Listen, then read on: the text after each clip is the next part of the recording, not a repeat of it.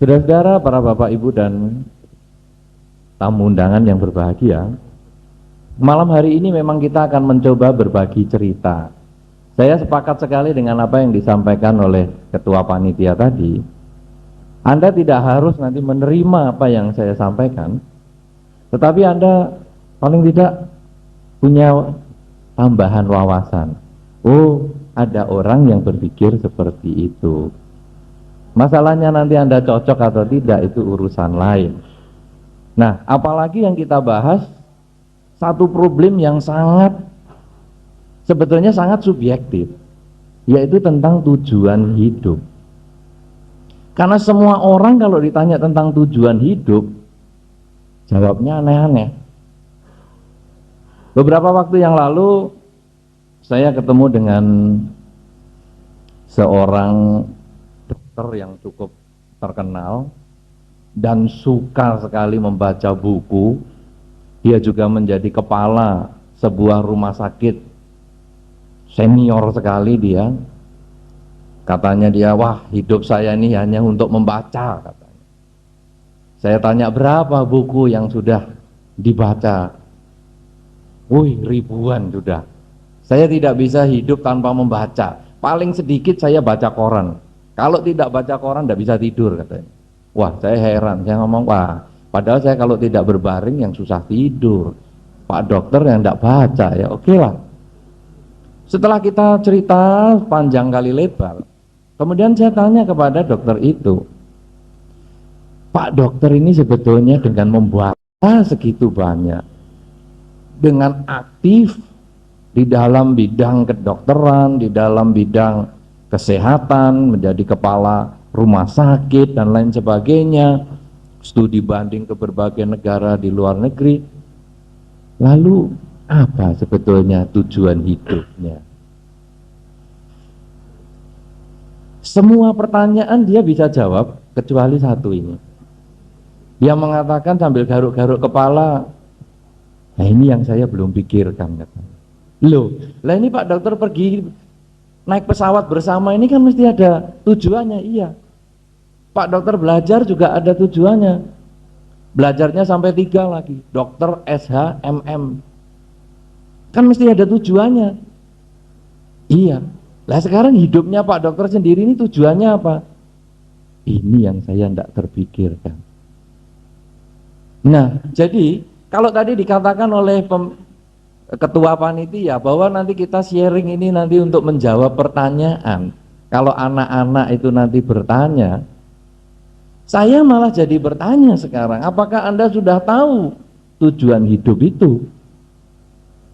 Sehingga kalau sudah tahu, saya tinggal membantu merumuskan cara memberitahu.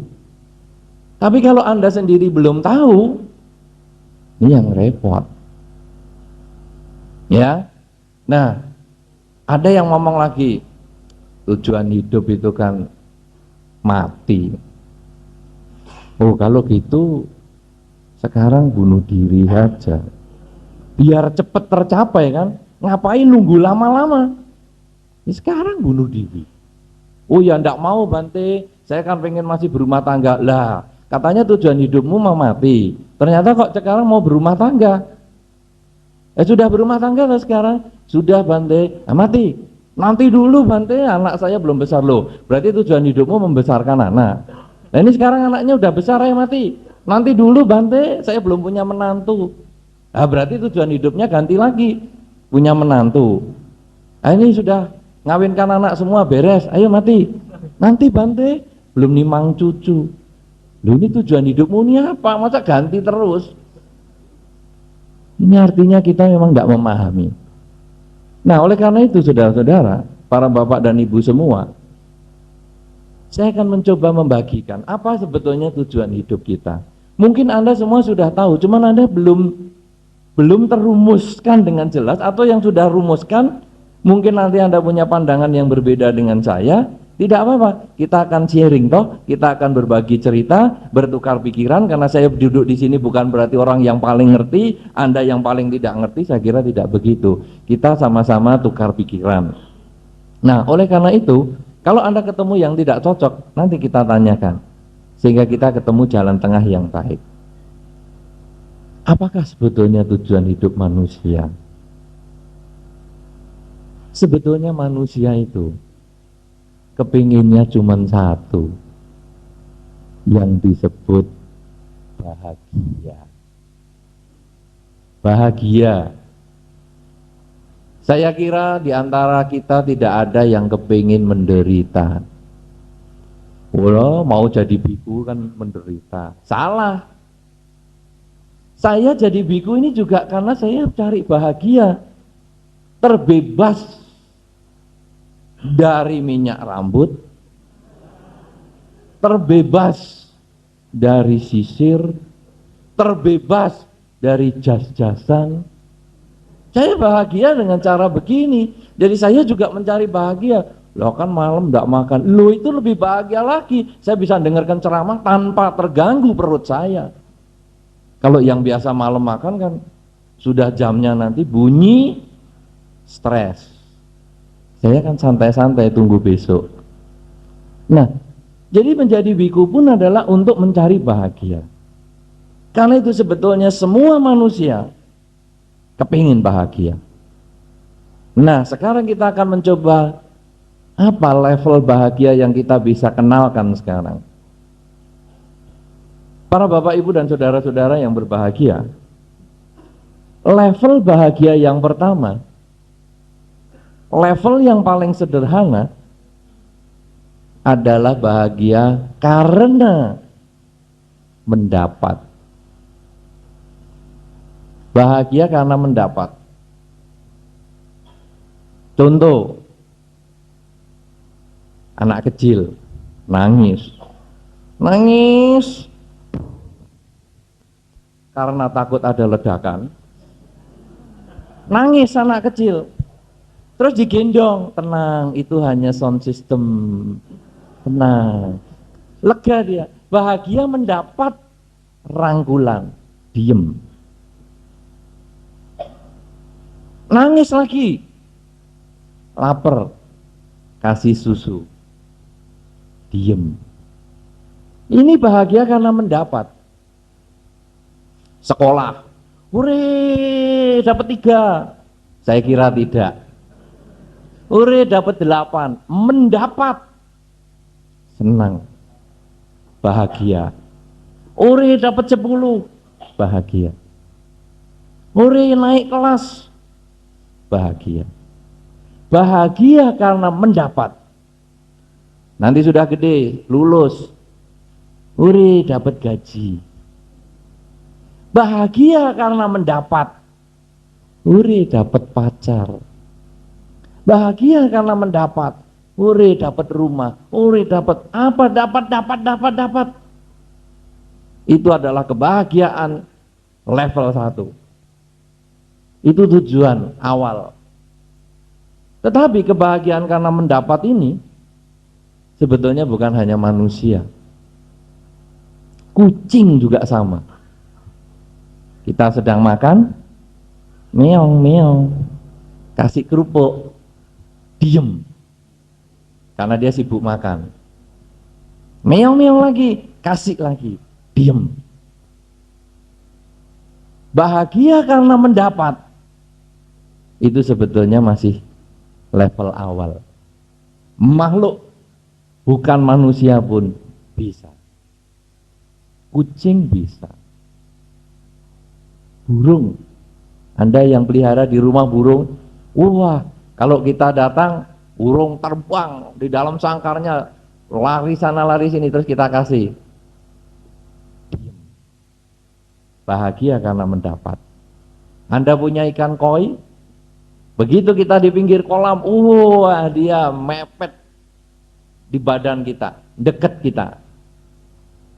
Begitu dikasih makanan, dia diem. Begitu kan? Ya, dan Anda bisa kembangkan itu. Apa saja binatang di sekitar kita, begitu dia mendapat apa yang dia inginkan, dia diem. Level kita bahagia karena mendapat, boleh. Tetapi apakah hanya sampai di situ? Saya senang bisa numpuk uang sekian banyak. Itu bahagia karena mendapat. Untuk apa tuh uang? Bisa beli rumah, nggak bisa beli kebahagiaan rumah tangga. Bisa beli obat, nggak bisa beli kesehatan. Untuk apa? Nah, saudara-saudara, bahagia level 1 ini bahagia mendapat. Maka pada malam hari ini saya akan mencoba menawarkan kebahagiaan level yang kedua. Sebagai tujuan hidup kita yang kedua adalah kebahagiaan karena memberi. Memberi. Ini bahagia jenis lain. Ketika Anda melihat pengemis di perempatan jalan, kemudian Anda bisa membagikan uang kepada dia, dan Anda melihat senyumnya dia, Anda juga happy. Happy yang Anda alami ini, kebahagiaan yang Anda alami ini, sebetulnya adalah level yang kedua. Bahagia karena Anda bisa membahagiakan pihak lain. Ketika melihat kucing meong-meong, kemudian Anda kasih kerupuk dan dia diem, Anda tersenyum. Anda bahagia karena Anda memberi. Itulah kebahagiaan level 2. Tetapi tentu memberi ini bukan secara materi. Memberi ini bisa berarti secara batin. Memberikan perhatian, memberikan kasih sayang. Itu adalah level kebahagiaan yang kedua. Satu contoh saudara-saudara, kalau sekarang Anda yang sudah bersuami atau beristri, banyak di sini yang punya suami atau istri? Boleh tunjuk jari yang punya suami dan istri dan yang masih punya. Karena saya pernah punya tapi sudah tidak ada lah. Yang masih punya suami dan istri hanya 2 orang ya.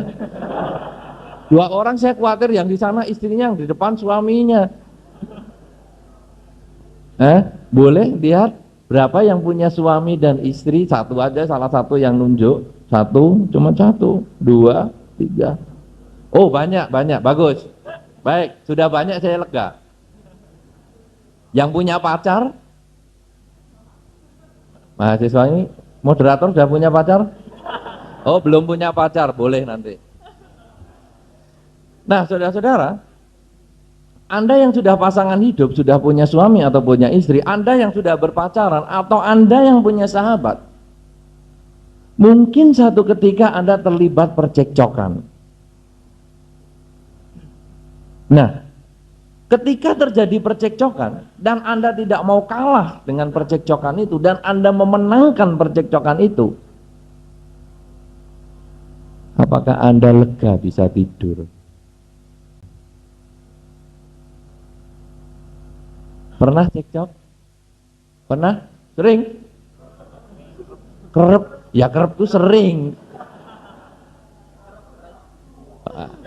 Kalau sudah cekcok, apakah kita tidurnya enak? Dalam banyak pengamatan, dalam banyak pengalaman, orang setelah cekcok, tidurnya sulit. Padahal menang loh percekcokan. Tapi sulit. Kenapa? Karena Anda bahagia mendapat. Anda mendapat kemenangan, bisa membuat pasangan hidup Anda nangis, bisa membuat pacar Anda nangis, bisa membuat sahabat Anda tekuk lutut, tidak berani ngomong lagi. Anda mendapat kemenangan atas ego Anda sendiri, dan Anda sulit tidur. Bisa beberapa sebab. Mungkin yang pertama, duh kenapa ya saya ngomong begitu tadi, ini kan nyakiti, membuat pasangan hidup menangis, membuat sahabat menangis, kan sebetulnya sama dengan melukai diriku sendiri. Kenapa aku tadi emosi seperti itu? Itu yang pertama. Tapi yang kedua, aku kok cuma ngomong gitu ya tadi, kurang. Wah, mestinya aku juga ngomong gini lagi, yang lebih menyakitkan. Sudah terlanjur menang, enggak sekalian dipotong lehernya. Tapi tetap kita tidak bisa tidur, sulit. Karena Anda menang atas ego Anda. Itulah bahagia karena mendapat. Tetapi kebahagiaan memberi itu berbeda. Ketika Anda memaafkan kesalahan pasangan hidup Anda. Ketika Anda memaafkan kesalahan pacar Anda. Ketika Anda memaafkan, bisa memahami kesalahan, kelemahan teman Anda. Pada saat Anda bisa lega memaafkan dia, ya, semoga kamu bahagia. Memang semua orang punya kelebihan, tapi juga punya kekurangan. Ya, semoga kamu bahagialah. Saya bisa memahami hal itu. Tidur pasti nyenyak. Kalau biasanya dilihat tidurnya pun akan tersenyum. Kenapa? Karena kita bahagia mengalahkan ego kita. Bahagia mengatasi diri kita sendiri dengan memberikan maaf. Ini adalah level kedua yang sulit, tetapi mestinya Anda bisa. Salah satu contoh yang paling gampang bahagia karena memberi itu seorang ibu. Seorang ibu kalau hari ini masak makanan, padahal makanan kemarin itu sudah tidak, masih belum habis, maka seorang ibu biasanya, yang saya lihat, saya tidak tahu nanti ibu-ibu di sini apa begitu tidak, ibu yang biasanya yang saya kenal itu biasanya dia makan masakan yang kemarin, anaknya suruh makan masakan yang sekarang. Mestinya begitu. Apa ada ibu-ibu yang kebalikan? Aku yang masak, aku yang makan. Kamu kemarin yang tidak ngabisin, kamulah yang ngabisin sekarang. Ada ibu-ibu yang begitu? Oke. Wah, gawat ini. Ini bisa ibu-ibu protes loh nanti. Karena setahu saya ibu tidak pernah begitu, ya kan? Motong apel yang busuk diambil sendiri, yang baik dikasihkan anaknya. Itu sebetulnya sudah latihan bahagia karena memberi. Jadi kita senang kalau kita melakukan pemberian kepada orang. Kita senang memberikan yang terbaik kepada anak kita. Kita senang memberikan yang terbaik kepada keluarga kita. Cuman apakah Anda sudah mengembangkan hal itu kepada lingkungan Anda? Di Jogja ini saya lihat masih banyak rumah yang punya kebun. Karena memang saya kan lahir di Jogja dan saya tahu banyak kebun. Kecuali yang kos-kosan beginian ini. Nah, para bapak ibu yang punya kebun, kalau di rumah punya mangga, dan kebetulan mangganya panennya pas asem, apa ibu akan mengatakan, mumpung asem kasihkan tetangga aja. Nanti kalau pas jatuh manis sudah musimnya, kita makan sendiri. Apakah masih berpikir seperti itu? Mungkin, karena Anda diem. Kalau Anda bahagia karena memberikan yang tidak enak, itu berarti Anda hanya bahagia karena mendapat. Saya bahagia karena mendapat mangga yang manis, tapi saya tidak suka mangga yang asam, saya kasihkan ke orang lain. Anda penampilannya memberikan, tapi sebetulnya memberikan yang tidak mau. Berbeda dengan ibu yang masak tadi, berbeda dengan ibu yang memotong apel tadi. Oleh karena itu kebahagiaan yang kedua ini bukan sesuatu yang sama sekali tidak mungkin. Anda bisa kerjakan dan Anda sudah kerjakan. Dengan memotong apel yang enak Anda berikan kepada anak Anda, yang agak busuk, agak asam Anda makan sendiri. Sebetulnya Anda sudah bisa mengerjakan itu, cuman kurang luas. Sehingga Anda hanya sampai di kaplingnya sendiri. Coba sekarang diperluas ke tetangga Anda, coba diperluas ke lingkungan Anda. Kalau Anda bisa selalu bahagia karena memberi, memberi senyuman, memberi kasih sayang, memberi perhatian, saya kira dunia ini akan bebas dari permusuhan, bebas dari kebencian, bebas dari segala macam ketegangan dan ketakutan. Tetapi selama kita masih berpikir bahagia karena mendapat, pasti dunia isinya perang, isinya kebencian, isinya intrik-intrik, isinya teror.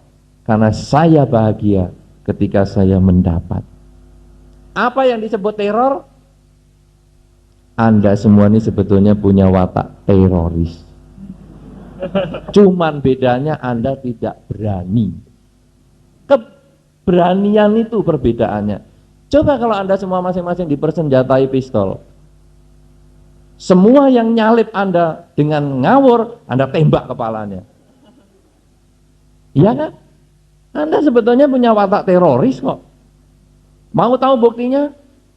Tidurlah satu kamar dengan seekor nyamuk. Watak teroris Anda akan muncul. Nginging, sudah gelap ini, nginging. Buka lampu, lihat baik-baik. Cari, hajar, mati, puas, matikan lampu, tidur lagi. Jadi Anda punya watak teroris. Karena kalau Anda masih bersikap bahagia karena mendapat, itulah teroris. Apakah Anda mau sampai di situ saja? Apakah Anda puas dengan cara seperti itu saja? Nah, oleh karena itu saudara, kebahagiaan yang kedua ini bisa Anda kerjakan. Cuman Anda kadang tidak mau, karena itu latih. Sudahkah saya memberikan kebaikan, kebahagiaan kepada lingkungan? Baik kepada pasangan hidup saya, teman saya, tetangga saya, maupun orang yang tidak dikenal oleh saya. Bahkan nyamuk sekalipun di kamar, sekarang tidak harus jadi teroris. Nyamuk cari, buka lampu, cari, tangkap pakai gelas, buang keluar kamar, tidur nyenyak. Karena pembunuhan bukan salah satu, bukan satu-satunya cara untuk menyelesaikan masalah. Begitu Anda bisa membebaskan nyamuk keluar kamar, Anda lega. Wah, tapi nyamuknya banyak. Tidak apa-apa, pakai kelambu. Dah, kamu nginging terus, nggak apa-apa. Saya di dalam kelambu, tenang-tenang. Kebahagiaan karena memberi. Saudara-saudara, kebahagiaan karena mendapat adalah level 1. Kebahagiaan karena memberi adalah level 2. Kebahagiaan ketiga, ini level yang paling tinggi dan ini agak sulit, tapi masih bisa dikerjakan.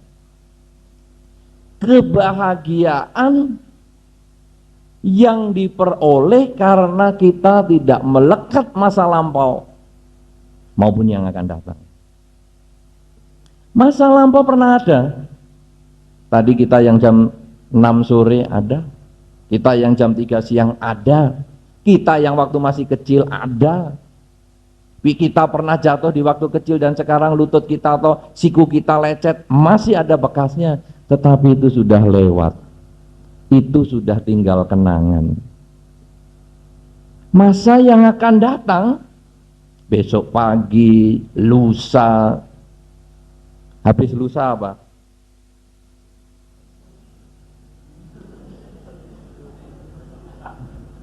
Ini, loh, Anda kan ngawur. Sudah ngawur kenceng. Ada itu bahasa Indonesianya.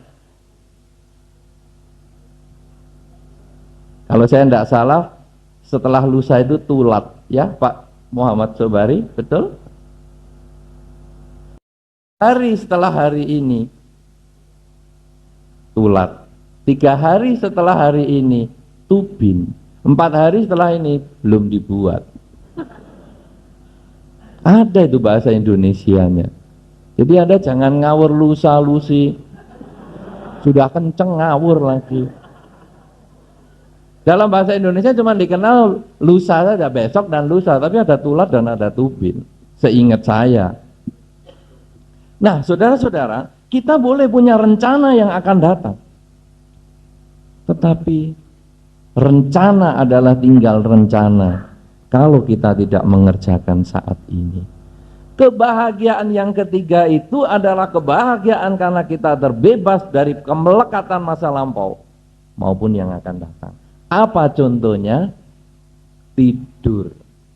Tidur itu paling gampang. Anda badan sudah di tempat tidur. Berapa lama kecepatan Anda bisa mencapai tidur? Ya toh? Ada yang sampai 1 jam bolak-balik, bolak-balik. Ada yang sampai 2 jam. Ada yang sampai pagi masih bolak-balik kayak barbeque gitu. Kenapa? Karena Anda tidak punya cara kebahagiaan melewati masa lampau, melewati masa yang akan datang. Kenapa? Karena ketika Anda badannya sudah di tempat tidur, pikiran Anda itu loh mikiri, aduh kemarin itu kenapa saya begini begitu, aduh dulu bagaimana, atau sebaliknya, tuh besok kalau yang nagih hutang datang bagaimana, aku harus lari kemana lagi ya, pintu belakang ini sudah saya kunci. Kita terpikir besok dan kemarin. Manusia ini terdiri dari badan, juga batin. Badan dan batin ini mestinya selalu menjadi satu. Tetapi pada kenyataannya batin ini suka lari-lari. Badannya sudah di tempat tidur. Batinnya ingat yang tadi, yang jam 7, yang jam 9. Atau ingat yang besok pagi. Yang lusa, yang tulat, yang tubing. Karena badan ini ditinggal batinnya, maka badan ini menjadi stres. Orang susah tidur sebetulnya adalah termasuk orang paling bodoh di dunia.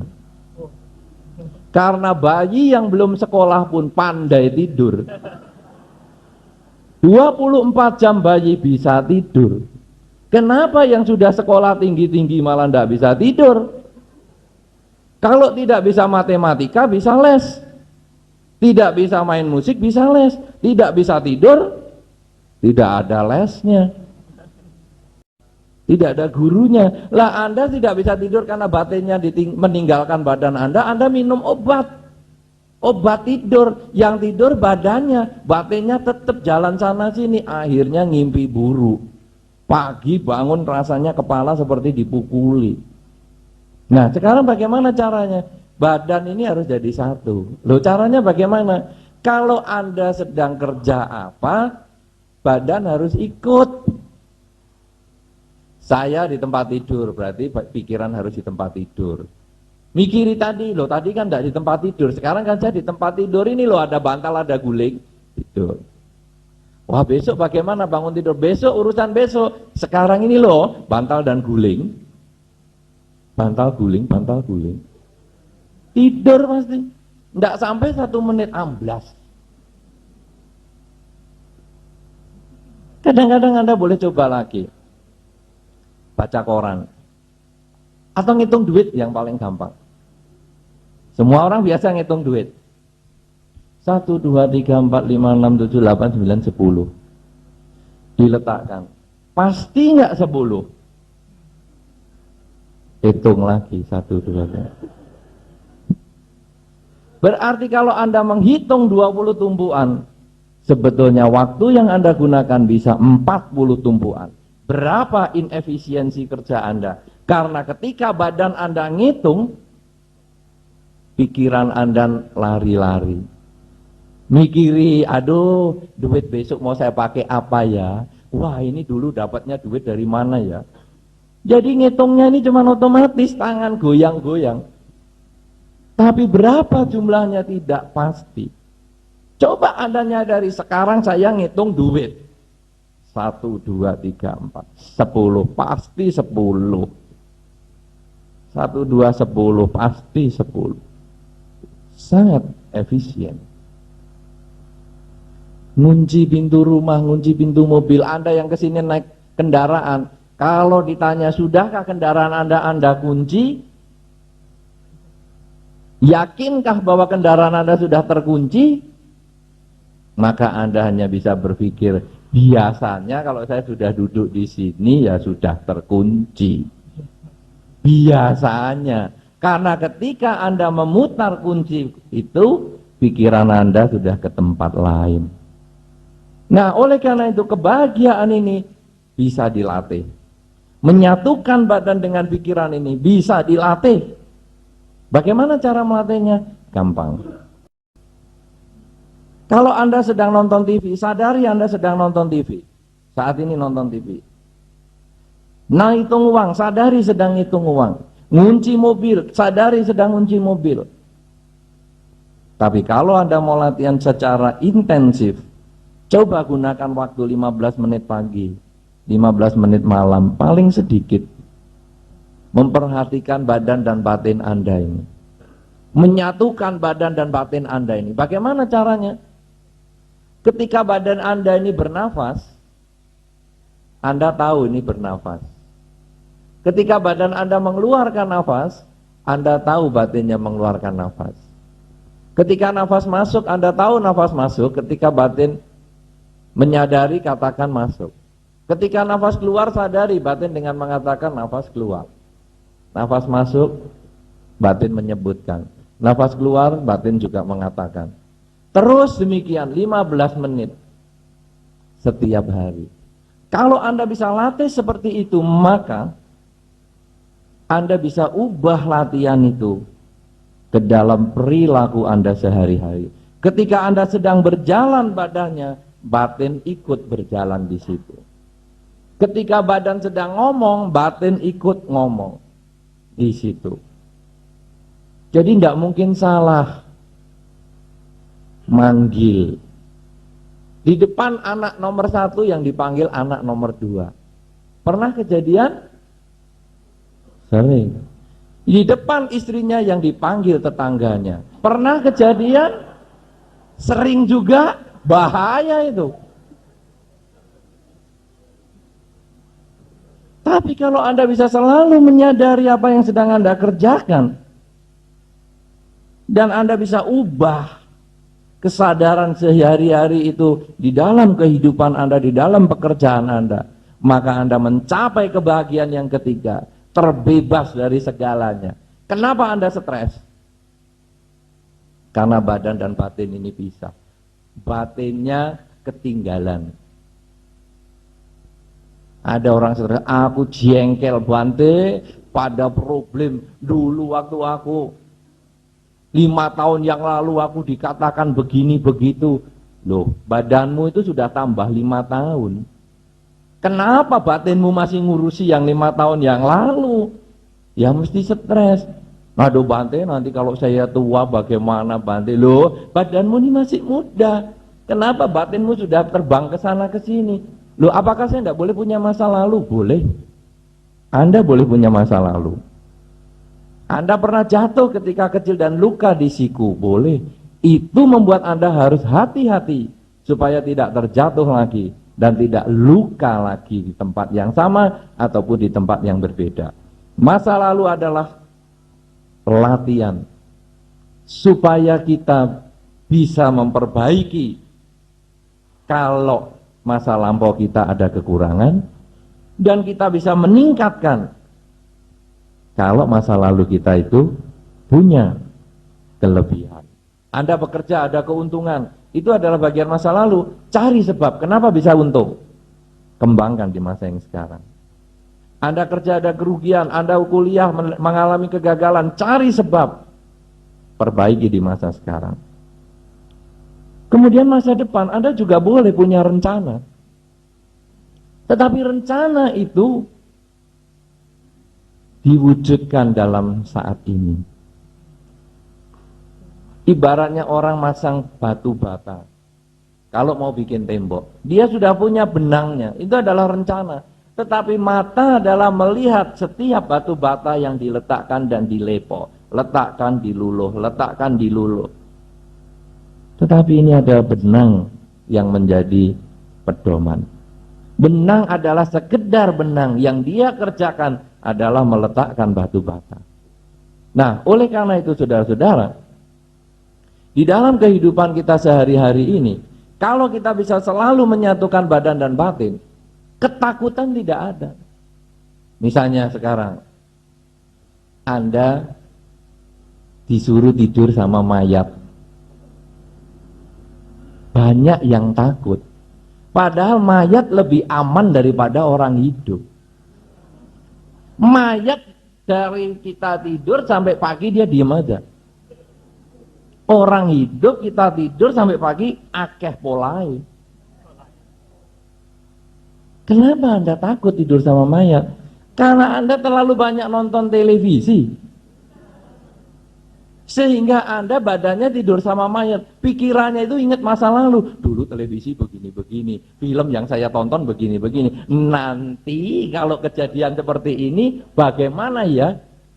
Kan kenyataan tidak ada. Saat ini saya tidur sama mayat. Batin juga di situ. Tapi kalau takut, Anda perhatikan napasnya. Napas masuk, pikiran ngomong masuk. Keluar, ngomong keluar. Terus begitu.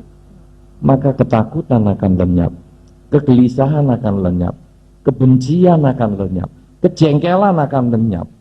Dan inilah kebahagiaan level yang ketiga.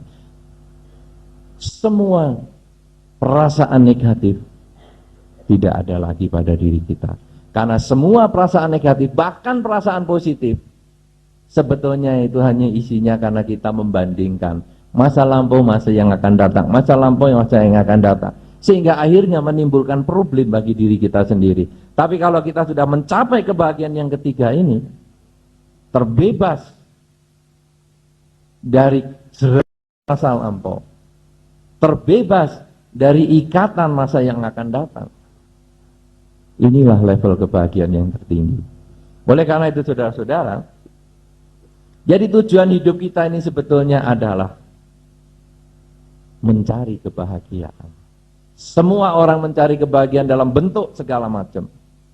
Kebahagiaan level yang pertama adalah mendapat.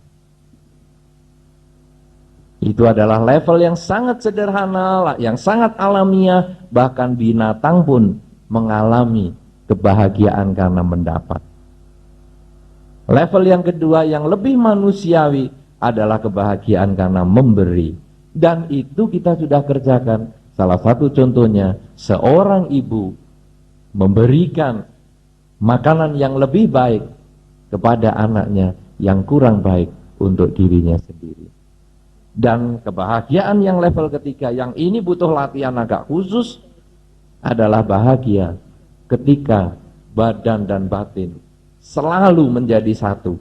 Setiap saat, di setiap tempat, selalu badan dan batin menjadi satu. Sehingga manusia terbebas dari kegelisahan, dari ketakutan, dari kecemasan, dari kekhawatiran, dan segala macam perasaan yang mengganggu lainnya. Inilah 3 macam kebahagiaan yang kita bisa dapatkan di dalam kehidupan ini. Dan itu bisa menjadi satu pandangan untuk menjadi tujuan hidup Anda.